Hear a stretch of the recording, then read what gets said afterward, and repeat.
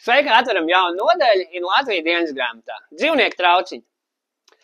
Nebija vēl īsti paspējis iekārtoties darbnīcē, kad šitā mazā meitene pieprasīja, ka viņa vēlās ēst pie galda.